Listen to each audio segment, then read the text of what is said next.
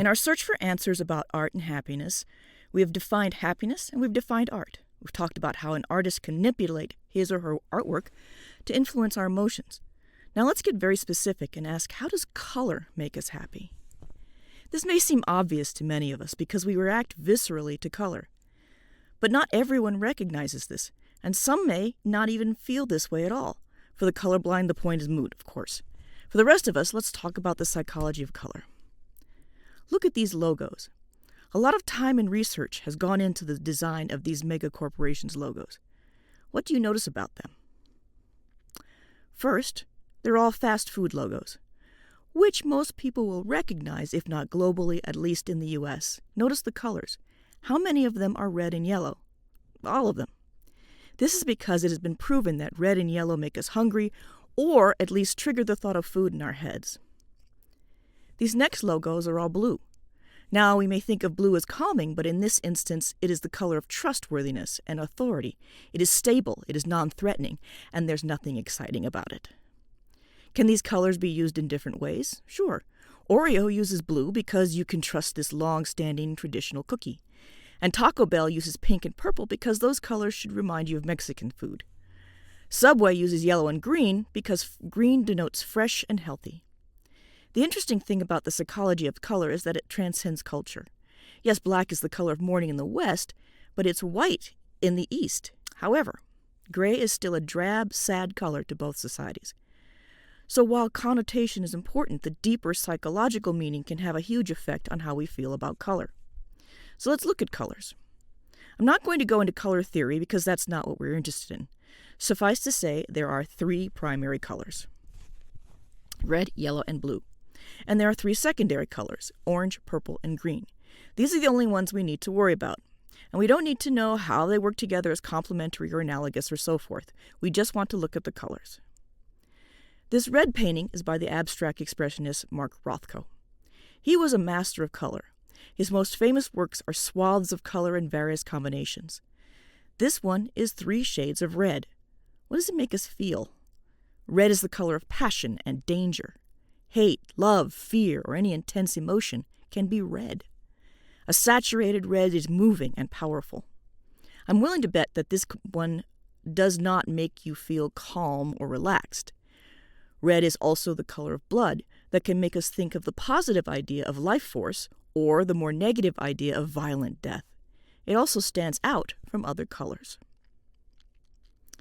This next one is of Van Gogh's Sunflowers. With the main color of yellow, it is bright and cheerful. Yellow is the color of sunlight, flowers, and fruit. An intense, saturated yellow is most definitely a happy color. Van Gogh certainly meant for this to be a happy painting, even though the flowers are somewhat strangely distorted. For Van Gogh, the color was the most important thing. This blue painting is by Barnett Newman. Like Rothko, he experimented with broad swaths of color. Where Newman differs from Rothko, it is the almost military precision of his designs, as opposed to the fuzzy, amorphous shapes that Rothko used. This particular work consists of 1 shade of saturated blue with 2 white lines sectioning off the canvas. Because it is blue, it feels authoritative, stable, and calming. There's nothing distressing in it, only a sense of comforting sameness. Now we come to the secondary colors. Although green is often considered an honorary primary color, green is pretty simple. It's the color of grass, fresh vegetables, healthy plants, and life-giving trees. It's a mix of happy yellow and calming blue, so rarely is there anything negative associated with it. It's relaxing, calming, and it soothes the soul. Orange, on the other hand, is a mix of happy yellow and passionate red. It is the color of fire and energy. It can revive us and motivate us. This painting is called Flaming June by Frederick Leighton. We see a beautiful woman asleep, which should suggest a quiet mood. However, she is engulfed in a flowing orange gown which swirls angrily around her. She may be sleeping now, but when she awakes, there will be hell to pay. She's fire, energy, and electricity. Looking at such a pure orange energizes the viewer as well. Now we come to purple. Purple is an interesting color because it has always been associated with royalty because of its scarcity in nature. Purple is passionate red, mixed with calming blue. So the feeling we get from it depends on a lot of things, from the shade of purple to how we feel when we got up this morning. A deep, rich purple can be inspirational and feel spiritual. It is felt on a very different level than other colors. On the other hand, light purple or lavender, such as we see in this Monet painting, is far more relaxing. There's a certain etherealness to it, as if we are seeing it in a dream, or that it isn't real. The spirituality of the deep purple is there, but softened and calming. Now that we know the effects of color on our psyche, we can begin to understand how those colors used to manipulate our emotions, how they can make us feel happy or sad. Let's look at two iconic pieces and see how it works. The first is Starry Night by Van Gogh. Everyone has seen it. It shows up everywhere on mugs, hats, socks, notebooks, umbrellas. The list is endless. Why is it so popular? Because it makes us happy. Leaving aside Van Gogh's unique brushwork, let's just look at the colors. Bright blues swirl about in the sky, the mountains and the village. The blues are saturated and intense, giving a calm feeling even in the midst of a swirling tempest in the sky. Adding to this are the bright yellow stars and moon.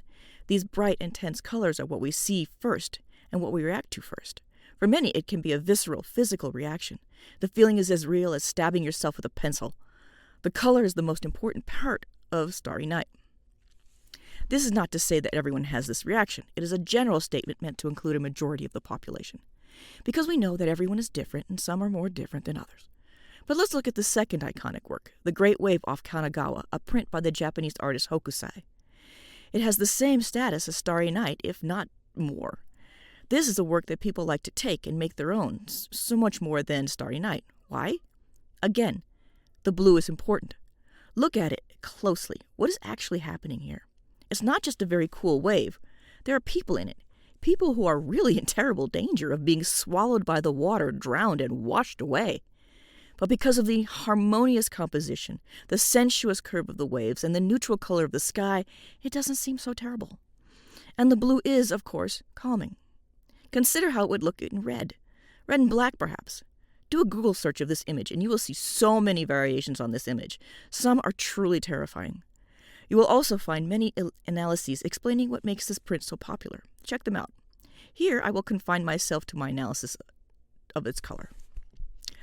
I've done an experiment. I admit that the idea isn't completely original to me, but my execution of it might be. I have combined these two works to see how we feel about it.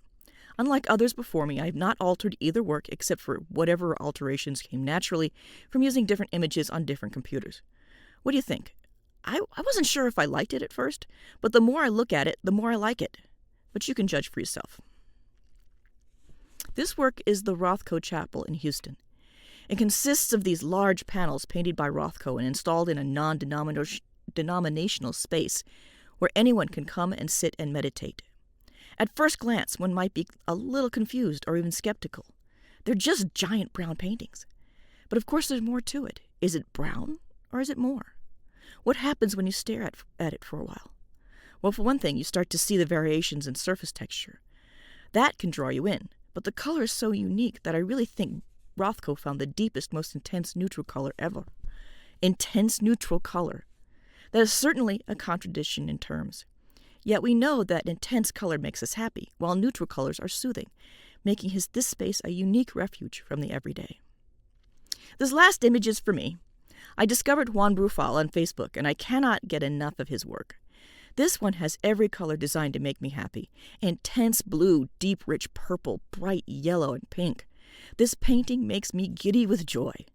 It has the added high contrast of bright lights and growing darkness, which affects me in a more personal way that may not mean anything to other people. I love it. What do you think?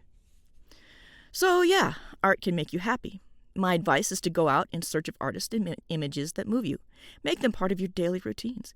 In my case, color moves me more than any other element of art, and I make it a point to have lots of art on my Facebook feed so that it isn't all doom scrolling. I get to see new images every day, and usually one or two will make me happy enough to stop and really look. So, try it. Maybe it'll make you happy. So, if you enjoyed this and are curious about the next video, please like and subscribe. Until next time.